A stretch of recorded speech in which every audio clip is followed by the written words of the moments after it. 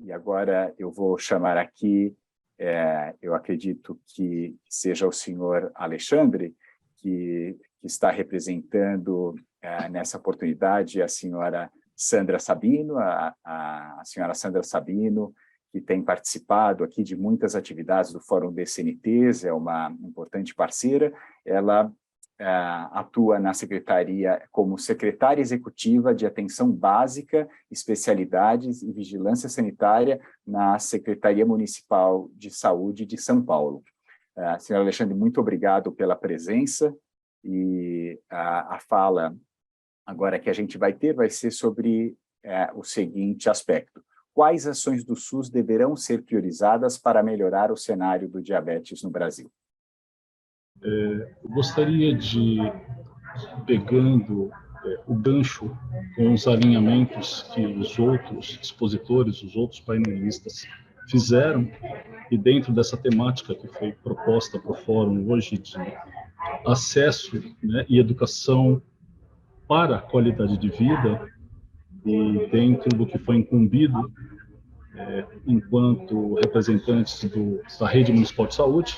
né, comentar as questões de quais ações estão sendo priorizadas dentro do SUS para o enfrentamento,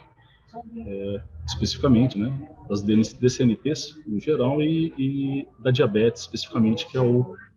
foco do fórum. E para isso, resumidamente, eu gostaria de trazer alguns dados que a Secretaria, de algumas ações estratégicas ou algumas prioridades que a Secretaria Municipal de Saúde de São Paulo tem elencado diante de muito do que tem sido levantado pelas falas anteriores, né? Seja através das evidências produzidas, através de estudos acadêmicos, através de mobilização da sociedade organizada. Mas, então, desses 5 aspectos que eu gostaria de destacar aqui na exposição, né, o primeiro deles seria a questão de que hoje, para que nós possamos, enquanto a porta de entrada do SUS, do Sistema Único de Saúde, como é conhecido, né, as unidades básicas de saúde, né, nós hoje enfrentamos um outro desafio, que é a questão das nossas informações epidemiológicas, elas demandarem muito para que elas sejam produzidas da atualização de dados censitários. Né? E por N circunstâncias, nesses últimos anos, nós temos nos deparado com uma certa desatualização, né, dos dados censitários mais robustos, dos dados primários. Então, nós temos que trabalhar com estimativas. Então, hoje, para quando nós pensamos na prevalência dos pacientes diabéticos, né, a nossa base epidemiológica e a nossa melhor evidência de suporte é o inquérito do Vigitel, o mais recente é do ano de 2001, e ele tem um aspecto que precisa ser considerado, porque ele é um inquérito telefônico e ele faz a escuta da população para medir o agravo, medir a doença, através de uma informação autorreferida. E dentro deste cenário, né, hoje o município de São Paulo, é isso que eu gostaria de contextualizar, né, nós trabalhamos com uma estimativa de que nossa população de diabéticos esteja em torno de 840 mil pessoas. Né, isso a população usando a mesma base ou o mesmo indicador adotado pelo nível nacional, pelo Vigitel, que é a população maior de 18 anos.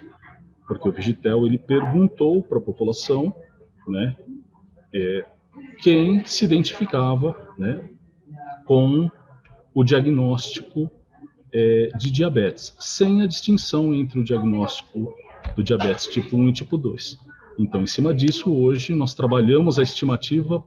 para poder mensurar qual o tamanho do desafio quantitativo que a nossa rede tem que enfrentar para que ela possa, né, desenhar as estratégias que nós empregamos para atender uma prevalência estimada para o município de São Paulo. Esse é um dado levantado também nessa pesquisa do Vigitel de 2021, né, de alguma coisa em torno de 9% da população acometida por diabetes, né, variando entre 8,5% da população masculina e um pouquinho mais de 9,5%. Dito isso, esse primeiro ponto, né, nós gostaríamos de passar, então, para poder apresentar, na prática, a partir desse dado, como a rede tem estruturado ações para poder dar o acesso, um melhor acesso à nossa população e um melhor cuidado.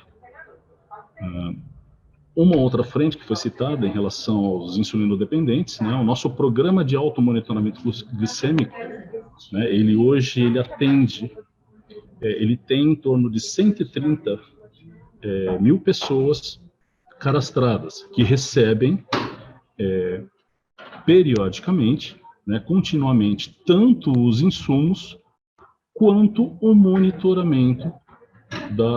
do seu estado, da sua condição de diabetes. E aí entra um primeiro destaque que cabe talvez para depois, nas interações das perguntas, o componente educativo, né, porque um dos complicadores para a expansão do programa, né, vem de que a nossa população, ela, dentro desta pactuação, como foi citado, né, do autocuidado apoiado, ela tem um percentual significativo da população que ela ainda entende que para que ela possa ter um controle da sua situação, do seu problema de diabetes, ela simplesmente retira os insumos periodicamente nas nossas unidades, leva o glicosímetro para poder fazer a mensuração e ajudar a equipe a planejar e monitorar esse seu cuidado com diabetes, mas quando ela retorna, ela retira novamente os insumos, mas ela não tem uma constância neste papel do automonitoramento. Então, seria um primeiro ponto para poder destacar, e nós podemos chegar numa outra ação relacionada à educação, e aí, pensando em educação e saúde da população como um todo, né, é que, para o enfrentamento dessa dificuldade, né, da conscientização, como foi falado, tanto da população quanto dos profissionais das equipes de saúde, que eles estejam melhor capacitados para dar um cuidado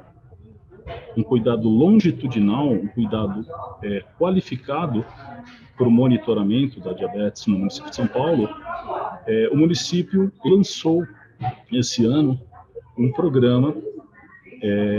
chamado Viva a Vida com Diabetes, que ele é um programa com foco educativo, e ele tem um diferencial que ele foi estruturado a partir de uma experiência exitosa que nossa rede tem. Então, não é uma coisa apenas tirada da cabeça dos gestores,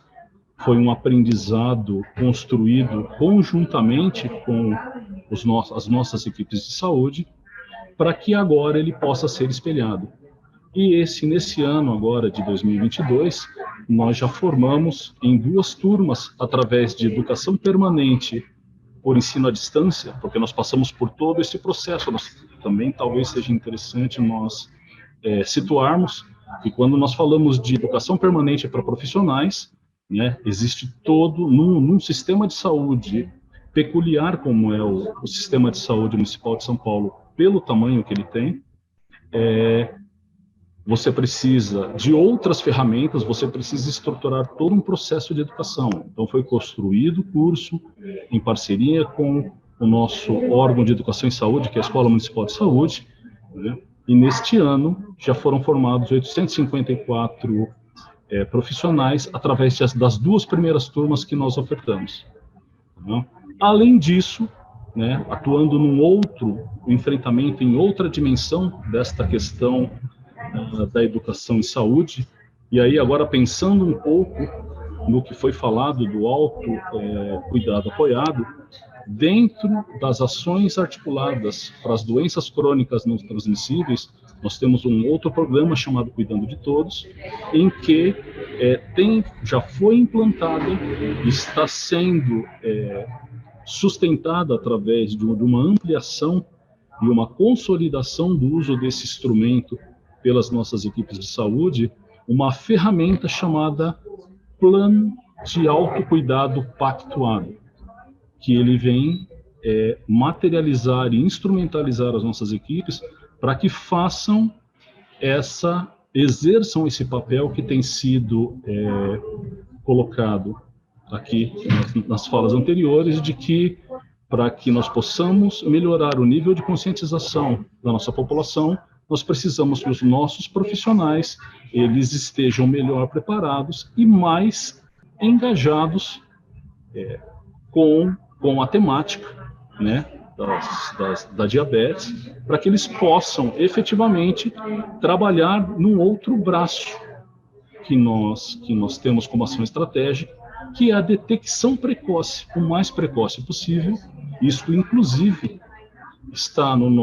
foi pactuado, é um compromisso de gestão do município de São Paulo, através do nosso Plano Municipal de Saúde. O nosso Plano Municipal de Saúde, que iniciou nesse ano um novo plano e vai até 2025, ele prevê 2 metas. Aumentar a quantidade das nossas unidades que façam efetivamente o rastreamento precoce das doenças crônicas e com elas a diabetes, e também que, como consequência disso, mas leva um pouco de tempo, que a gente melhore os nossos indicadores de prevalência. Por último, apenas para poder concluir, né, quando nós estamos falando desse conjunto de ações que são articuladas, para mobilizar a nossa rede em ações efetivas, né, o município, entendendo que saúde nutricional é um fator de risco muito importante e que ele tem uma influência muito grande, passou a contar a partir desse ano com uma nutricionista em cada uma das nossas 470 unidades, isso é um diferencial muito grande, e é um esforço, uma mobilização muito grande. E, além disso, ele tem uma ação estratégica chamada Avança Saúde e Diabetes. Nós fizemos esse primeiro momento no final de maio, em que, apenas para ilustrar para os senhores, nós tivemos cerca de 12 mil pessoas com diabetes diagnosticadas participantes, em que elas tiveram toda uma ação de cuidado, seja através de quase 7.300 consultas médicas, 13 mil avaliações de enfermagem, passando para a parte orientativa e de educação em saúde, algo em torno de 6.800 consultas com farmacêuticos e quase 13 mil orientações de educação em saúde. Então, apenas para não me estender muito, né, agradeço a oportunidade e fecho a minha fala com essas informações e fico à disposição.